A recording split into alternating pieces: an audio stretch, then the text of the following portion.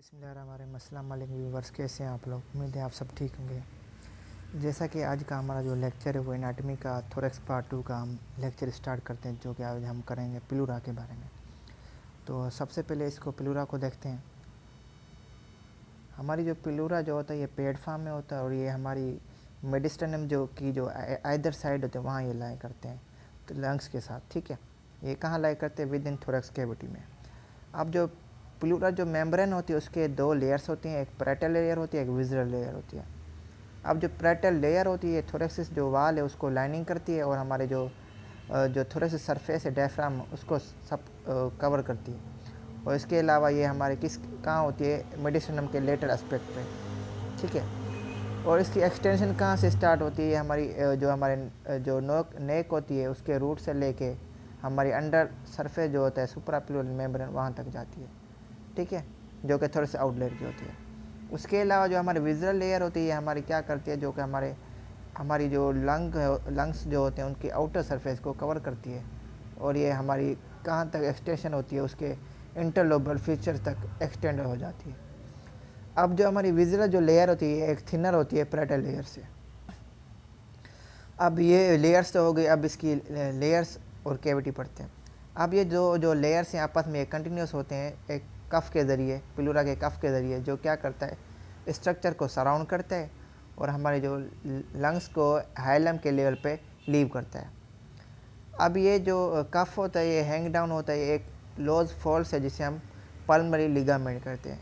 अब ये pulmonary ligament का काम क्या होता है? ये हमारे पल्मरी जो वेजल्स होते हैं और जो हमारे लार्ज ब्रोंकाई होते हैं उनको अलो करता है, उनकी मूवमेंट को अलो करता है जब भी हम रेस्पिरेशन वाला फेज इस्तेमाल करते हैं। अब जो पैरेटल और विजुअल लेयर होती है प्लूरा की ये एक दूसरे से सेपरेट होते हैं प्लूरल कैविटी के ज़रिए। अब एक प्लूरल स्पेस होती है जो कि कहाँ होती है? प्लूरल कैविटी में। ठीक है, अब ये जो हमारी ये प्लूरल स्पेस है ये क्या अवॉइड करती है? कन्फ्यूजन अवॉइड करती है प्लूरल कैविटी से। ठीक है, अब जो हमारी प्लूरल जो कैविटी होती है ये नॉर्मली क्या कंटेन करती है? एक small amount of tissue fluid कहती है जिसे हम प्लूरल फ्लूइड कहते हैं। अब जो प्लूरल जो फ्लूइड होता है ये हमारी जो सरफेस जो होता है प्लूरा उसको कवर करता है और एक एज थिन फिल्म के तौर काम करता है और ये हमारे जो सरफेस है तो उसके दरमियान ये एडेशन का करता है और हमारी जो फ्रिक्शन होती है उसको मिनिमल करता है। अब जो प्लूरल कैविटी जो होती है इसके पास एक पोटेंशियल स्पेस होती है। ठीक है, अब इसकी डिस्क्रिप्शन देखते हैं। हमारी जो प्लूरा है, अब जो प्लूरल प्लूरा है ये इसके रीजन के हिसाब से डिवाइड हो जाती है।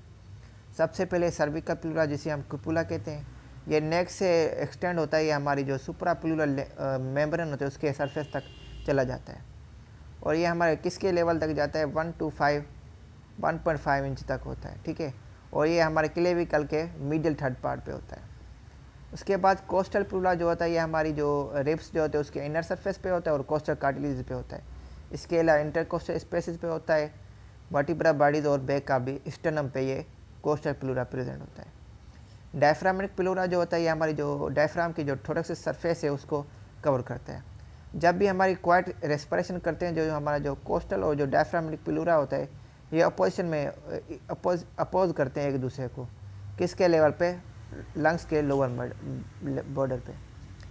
अब जब भी हम डी इंस्पिरेशन कहते हैं ना तो हमारी जो बेस ऑफ लंग होती है वो डिसेंड हो जाती है और हमारे जो कोस्टल और डायफ्रामेटिक प्लूरा है ना वो आपस में सेपरेट हो जाते हैं। अब प्लूरल कैविटी का जो ये लोअर एरिया है जहाँ हमारी लंग्स एक्सपेंड करती है उसको हम कहते हैं कोस्टो डायफ्रामेटिक रिसेस कहते हैं।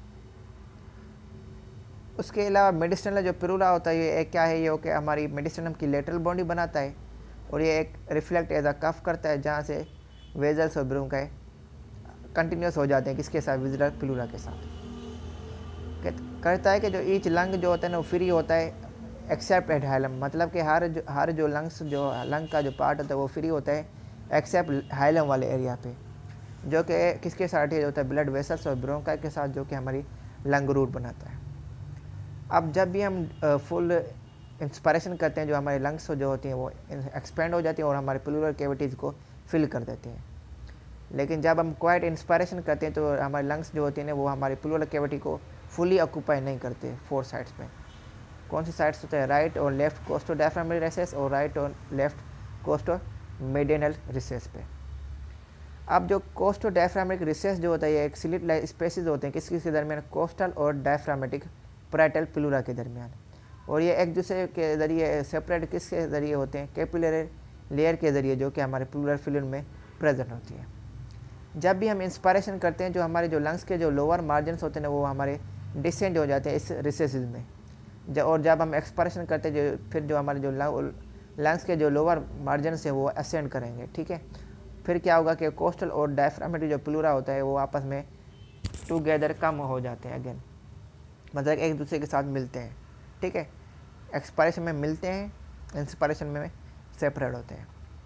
कोस्टो मेडिनल रिसेस जो होता है ये हमारे प्लूरा के एंटीरियर मार्जिन पे होता है और ये एक स्लिट लाइक स्पेसिस हैं किस किस के दरमियान, कोस्टल और मेडिसिनल पैराइटल प्लूरा के दरमियान, और ये भी एक capillary layer of pleural fluid के ज़रिए सेपरेट होते हैं।